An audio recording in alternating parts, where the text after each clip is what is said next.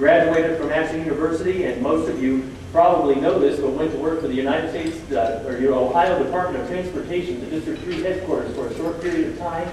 Then, of course, in 2000, ran for county commissioner, and was very fortunate 4 years later to be reelected, and finished up my second term as commissioner in 2008.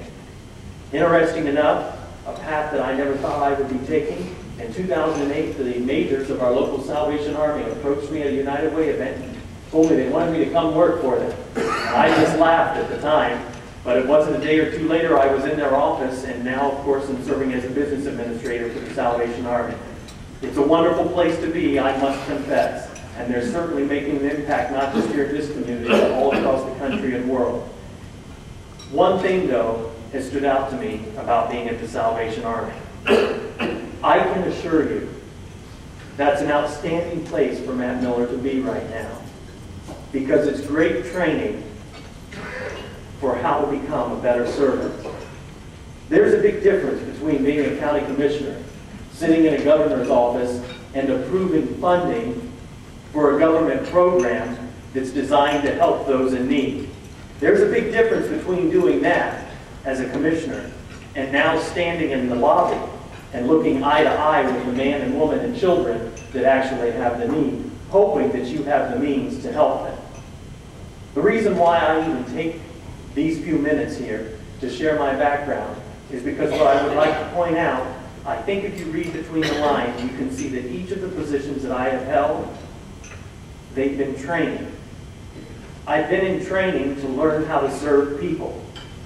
And if there's one thing that we need right now in Washington more than anything else, are a few men and women and leaders who understand that their role as a representative in the United States Congress is to serve you and me and the United States of America.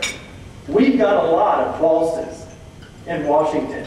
Men and women that have been very successful, are well educated, they're used to calling the shots, they're used to telling people back home when they were making their fortune, this is what needs done, you're the one that's going to do it, and this is when it's got to be finished.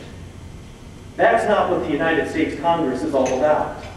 When we see our leaders meeting at the White House behind closed doors to decide the policies that are going to govern and dictate our lives, that doesn't sound like public service to me. It sounds like someone who thinks they're awfully more informed than you and I are, and that they have a right to tell us how it's going to be. My background would suggest to you that I do know a little bit about service. I'm hoping to get the opportunity to serve you in the United States government, in the U.S. Congress. That leads right into why I'm running. Consider for just a moment, this past year you watched your United States President remove the CEO of a corporation and turn ownership of the company over to the employees' union. You saw him reach out and bring 6 terrorists, enemies of the United States, lift them out of their camp offshore and bring them to the United States. You saw Americans assume ownership of AIG, and you saw a government that for the first time in my lifetime is referring to people in our administration as czars. Czars. It is absolutely obscene to me that we have come to the point in America where it's acceptable to even use that term to describe one of our public servants. This is a nation that has spent its entire existence confronting czars and doing away with them.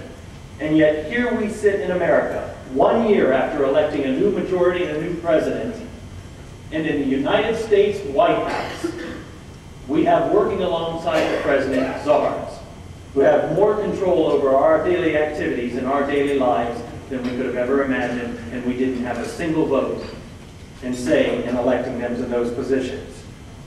The reason why I'm running is because I believe the United States is in need of men and women who understand what was intended by the founders when they put together the Constitution. That this federal government was to have a limited role in our lives, and that if it were to overstep its bounds, it would ultimately cause the demise of our people and of our economy. And I think when you take a look at what's unfolding in Washington today, you'll see that that's exactly where things are headed. As I move forward, and I take a look at what's unfolding here in the United States of America, I think that the focus and the reason why I am running is because I'm all about securing our nation's future. That's what it's all about, because quite honestly, we're teetering right now. And I hate to use this term, but the reality is we have started down a decline towards socialism, and I hate to use that word in front of you tonight.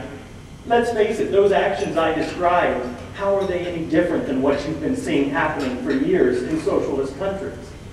Yet I'm convinced there's still a majority of Americans who are paying attention and who are willing to speak up and make a change.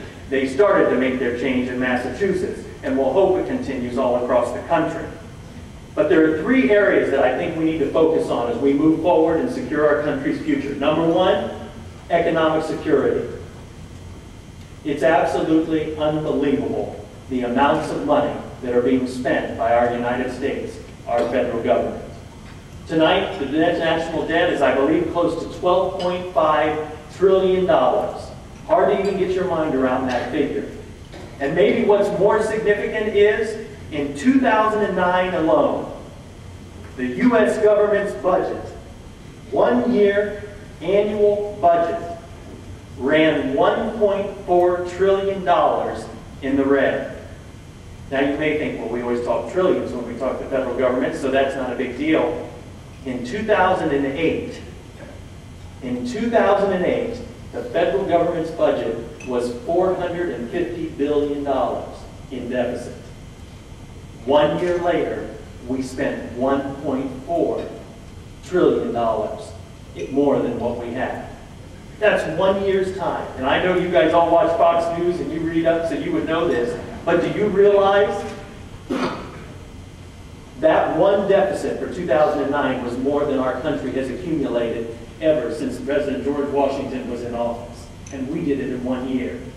Would common sense not tell us that's not healthy when we're working towards a prosperous future? You and I know that by borrowing, you can live beyond your means for a certain amount of time, right? By using your credit card.